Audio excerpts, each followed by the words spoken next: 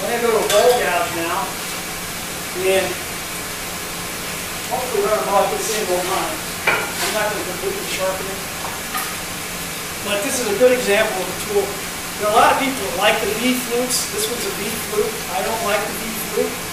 Well, I've had especially I don't see any woodcrafting employees.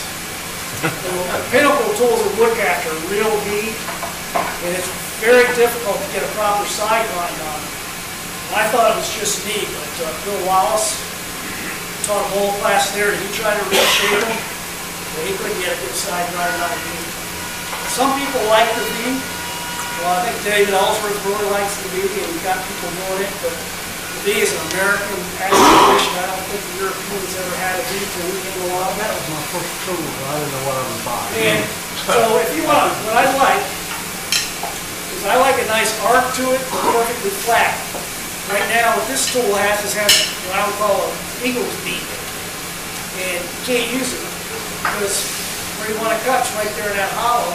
And it'll grab on the side and the middle will come in and just chip it out. If you have a nice convex curve, you slice through it all the way. Now to fix this guy, number one, normally I don't dip my tools in the water, but if I'm going to do a lot of reshaping, I'll go ahead and dip it. With high-speed steel, I've been told, it's not true, and I've been told it's true, but I'll tend to believe it's true.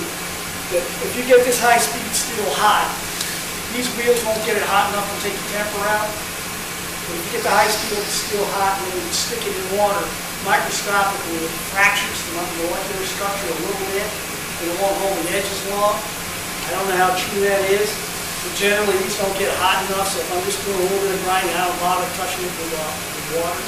I might hit it with my air gun to slowly drop the fluid off. Or if I'm doing bowls, I'll grab some of the shavings to pull it off so I can use it right away. Generally, I don't dip them at all, but if I know I'm going to do a lot of grinding, I go ahead and dip and boil the water off and dip. What I'm going to do is I'm going to lay it upside down, flute flat on the plate, with flat parallel, both wings flat on the wheel, and I'm going to grind that arc in there so I have a target. Now you have to remember, this is the first step. There's another step after this. In that same article I was talking about, the AAW, she mentioned that somebody came in and the gouge around just the way I'd done it and didn't go any further. So I obviously forgot the other steps. This is just to get the shape I want. And speaking of that, the baddies only like to come back to about a 40-degree angle on that wing. Elvin Jackson was here last year, and he grinds his back about 2 inches. I think that's too far, and I think the baddie's a little too short. So the length of your side grind is up to you how far back down the tool it goes. I like mine like that. So that's probably not an inch long. But I don't use that wing a whole lot. So what I'm going to do is lay it on a flute. Round that arc.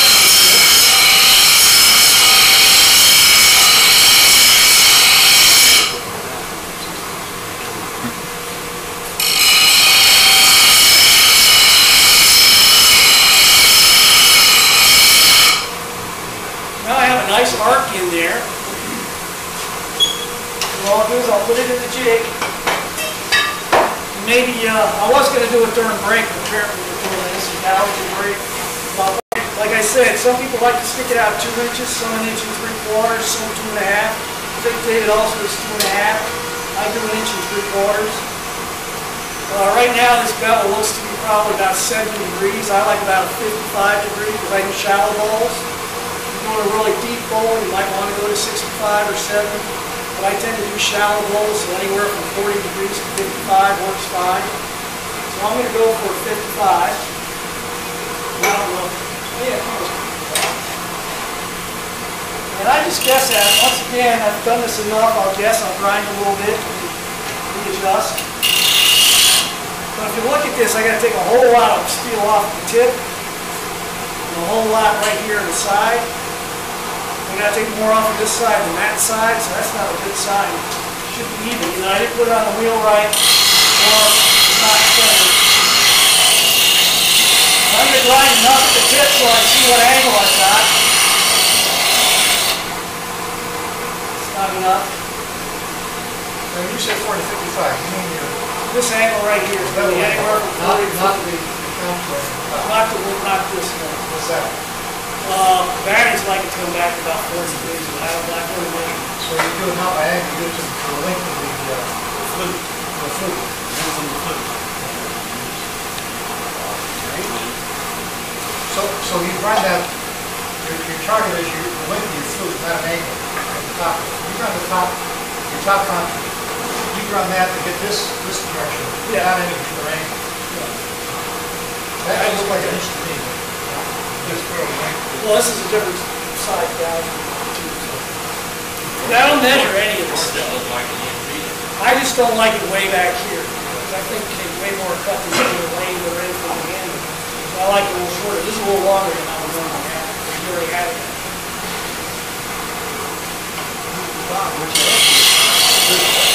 When I did that thing, None of this is rocket science. It's all like ballpark figures. You kind of adapt as you start learning.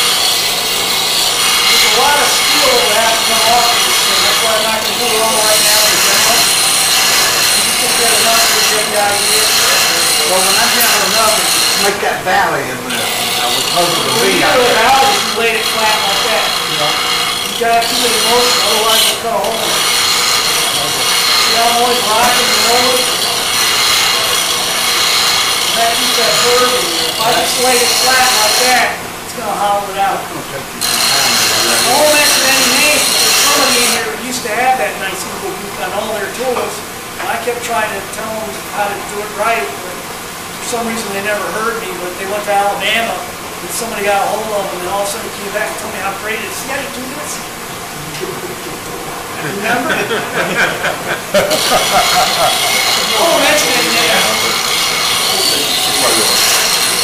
We all have those little windows of light and things all of a sudden make sense. It's just a matter of somewhere down the road it's going to happen. There's a lot of information I'm giving out. Oh yeah, I was wondering why that wing is so straight up and down. I forgot a step. When I do my bolt gouge, I adjust the arm so that washer almost covers up the slot. That way it'll fold that wing in a little bit. A lot of times what people do when they put the side grind on there is they'll have it almost straight up and down so that steel edge is very thin. And when they roll it over to do that side scraping and shear scraping, there's no steel there and it gets dull right away. I'll go ahead and pass that around, but I like to have the wings folded in a little bit. Batties like to have the same angle on the front, on the side wing. But I don't know how you measure the side wing. All I know is if it's straight up and down, it's still spinning. I want to move a little bit, not too much. So I adjusted my jig right. God, I skipped a step. Sorry about that. My bolt gouges I have up here. Now Thompson does it a little bit differently, and he gets almost the same effect I get. And I don't have all those jigs and things to set it. I'm just going to move my eye. I mean, while I'm changing, I'm going to check that down. I think I got about 55 degree on there. And I can't play with this tool much more. I've got more tools to do. What mark do you use on that tool? As So far as which mark? There's like 3 places on the end of that thing. Use the one that's No, on that's the only end. one. There's one little line right Then there. like to use the line. The line's the one, not the... Yeah, I used to do it wrong, and then I saw it, I noticed the line. My lights turned on, I said, there's a line there. Used to do it wrong, and then I noticed the line. Nothing matters.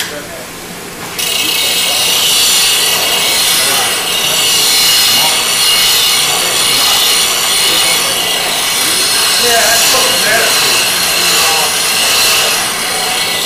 Change the angle on that paper. Yeah, I changed the wall angle to about 40 degrees. Now I'm about 50, I think. When I bring those side wings in, it's going to look funny because you have 2 L's on the side right now.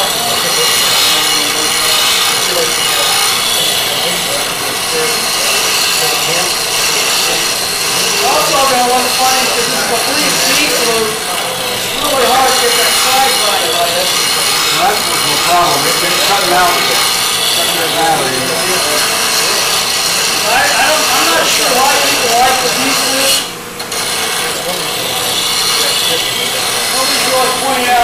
so great. I haven't seen anything good about it. It seems to me that little point down at the bottom, you get into the hole, it digs in. I asked someone that, and they told me they thought the round flutes, like I like, or something has, they could be too aggressive. And I found there's two different ways to find the tip on that. The thumbnail, or like the little finger, where it's a lot more pointy. And since I've been doing that with two different tools, I got a pointy one and a round one. And it seems to negate the reason that you would go to a beat. Yeah, you grind a shape. If you shape a bowl gouge, you can grind the tips more pointed or more rounded if you want. With a V tool, you don't have much choice. But I find it tends to want to dig in at the bottom of my bowl. This one's a U, right? Yes, that's a U. It's a sortie.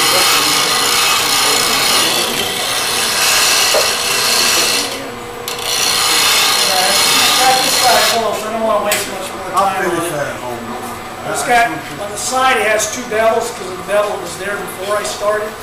But there's no need to take any more steel away than I did. As you grind this thing, you'll get it back where it's all one bevel on the side. You put a secondary bevel on your bowl gouge? No, not on the, oh, don't touch it, not on my side. Yeah, don't touch the edges, because these edges are razor sharp. That's not how to test it, it's sharp. Because if you touch a really sharp tool, you're going to bleed. That's the side round bowl gouge is my roughing gouge for bowl work. If you try that at 40 degrees, you'll still be able to cut it without hitting that down. I have no idea. I don't have a V tool. The only time I ever touch one is like in a demo. You ever hone them? The only tool I ever hone is my skewer.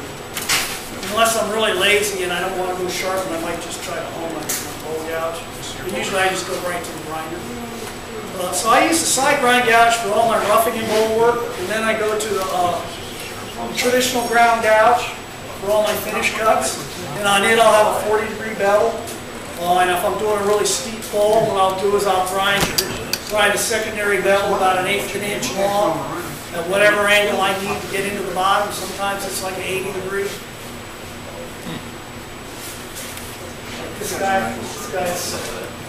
That's pretty much a traditional grind. What I've done with this guy though is I saw Mike Mahoney left one wing up and had it squared off just like my spindle roughing gouge. And so I started grinding like that, and I couldn't figure out why he left it there, but I figured if he left it there, there's a reason. Then it dawned on me.